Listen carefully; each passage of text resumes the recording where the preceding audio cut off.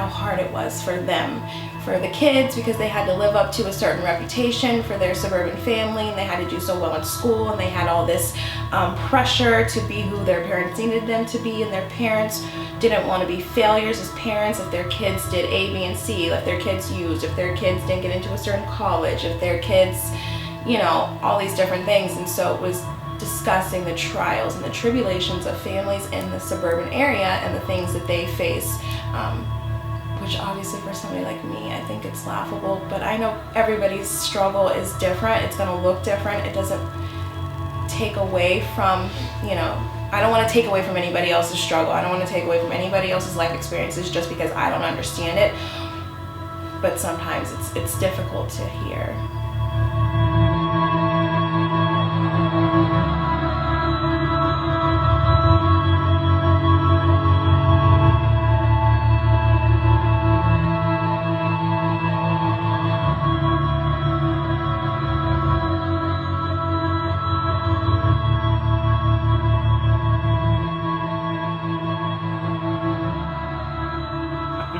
Sure. A bunch of bropiate addicts who are hooked Well, hold on. What do you mean by bropiate addict? Opiate addicts who fit your stereotypical bro profile. So you have, like, you know, your varsity football player, even better, your JV football player, gets injured, gets, you know, prescribed Vicodin at first and then Percocet, and then, I mean, that's like, I feel like that's the predominant narrative that is kind of being portrayed, you know, like in the news and in the media and in articles, is like, oh, like the white young person who has been victimized by the overprescription of opiates and is now caught in the corner, addicted to, you know, heroin, because they come from like a socio-political class that is the dominant one, white suburban people, you know. So when this is the community of, like, white suburban people and working class folks, and, like, I mean, but I don't think this is a new thing to, like, a lot of working class communities. Like Cape Cod has long had, like, a heroin problem in fishermen communities, New Bedford, Fall River. I mean, these aren't new necessarily in working class communities, like more blue collar manual labor kind of stuff, but for, like, the suburbs that are, like, divorced from that, I think this is new. And so rather than get the typical treatment, which is always like, the response is always like, addicts are bad, or they have, like, a weakness of character, and we need to crack down on them, you know, because they're running rampant. Rather than that as a response, the response has been, I feel like, confused. People have reacted conflicted, and I think that's been public. Like, oh, maybe this is more than just, like, a failing of character or a problem that people have. This is like this is something that's more complicated than that. You know, these are people who have found themselves in a situation, and rather than to, like, eliminate them, we need to, like, seek, like, to understand and, like, have a more compassionate approach that's, like, rooted in public health rather than criminal justice. Yeah, I mean, I think the people that make the policies and influence the policies are being more impacted by the opiate epidemic now that it's kind of more prevalent in, like, the middle and upper classes.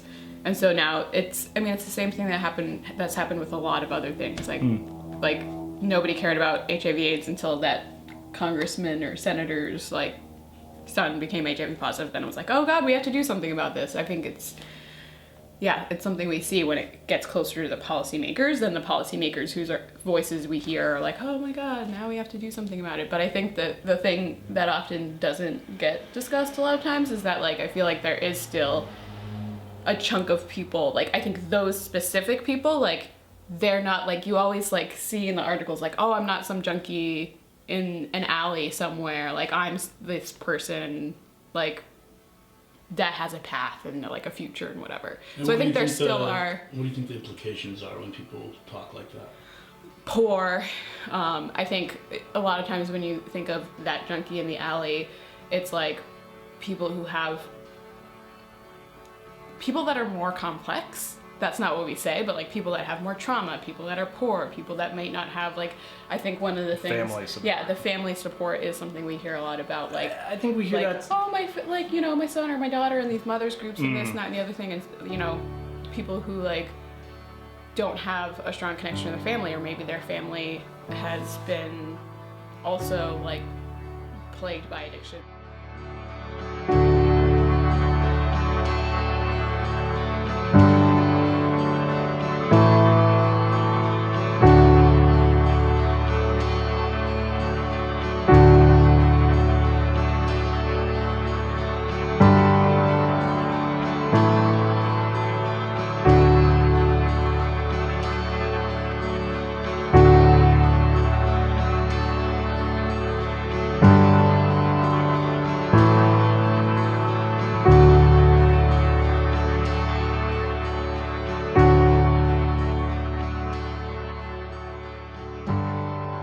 Who was impacted back in the day. Those who were on the lower end of the socioeconomic ladder, poor, inner city, persons of color, people who are unemployed. The ripple effect we saw was primarily HIV incarcerated and hepatitis C at that time. If I were to think about, there was an article that I looked at again last night that focused on Old Colony housing project in kind of South Boston, Dorchester area, and there were a rash of overdoses that resulted in death, but as well as suicides of adolescents and young white guys. And the similarity that I saw was people weren't able to find jobs. Quarries were impacting individuals being able to become gainfully employed.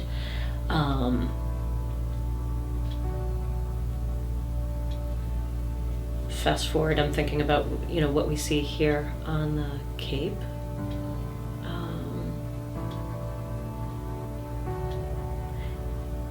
That byline of addiction crosses all racial, ethnic, gender categories is not something new, but I think that we are hearing that differently, and not to say that there's more value in the lives of them and they, meaning the intact family with two parents and a child who is in high school who may be abusing substances, starting off with pills or being more experimental in the use of Xanax and opiates.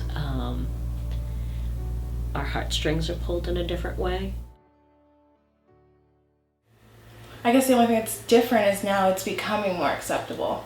Now it's everybody's problem, if you want to say that. I mean, because the people who were always addicted are, still probably dealing with the ramifications of the 70s and the 80s and the war on drugs, but now we have a demographic that wasn't really focused on before, which has now brought the focus to addiction and the fact that it's a disease and people need treatment rather than jail or to be shunned or treated unfairly.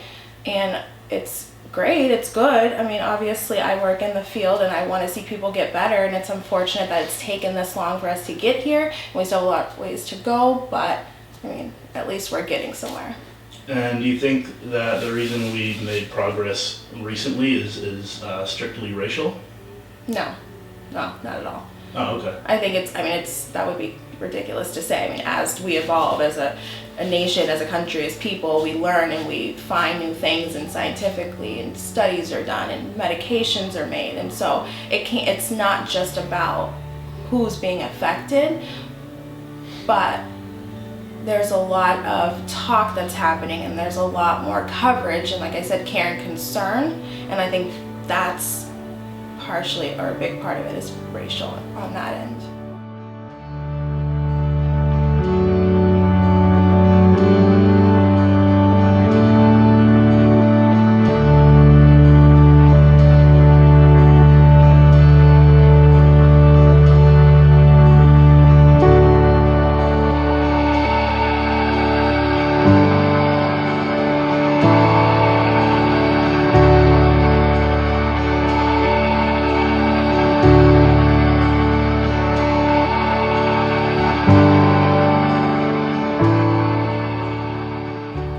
it's the blessing and the curse. I mean, privilege means that we have more awareness because we are advocating much more loudly than we were back in the 80s and 90s. Not to say that people didn't care as much, but when it's our children, our neighbor, our community, when we have 54,000 year-round people in Falmouth alone, the impact is so much greater. People are pretty angry. When I talk to folks from the minority community, what I hear from them is, this is nothing new. We've been struggling this, at least those that I know, for a very long time. Heroin isn't new to New England. Opiate addiction isn't new, but we are certainly seeing heroin that's being stepped on with fentanyl that's killing people in ways that I've never seen before.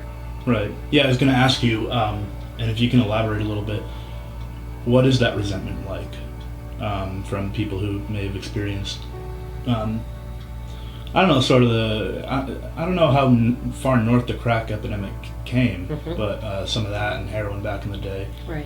Is it, like, what's the resentment held by people who went through that and lost family members, seemingly to people who didn't care, Yeah, well, I think a few things. The war on drugs meant that we had a large number of people who were incarcerated as a result of their substance use and or selling substances.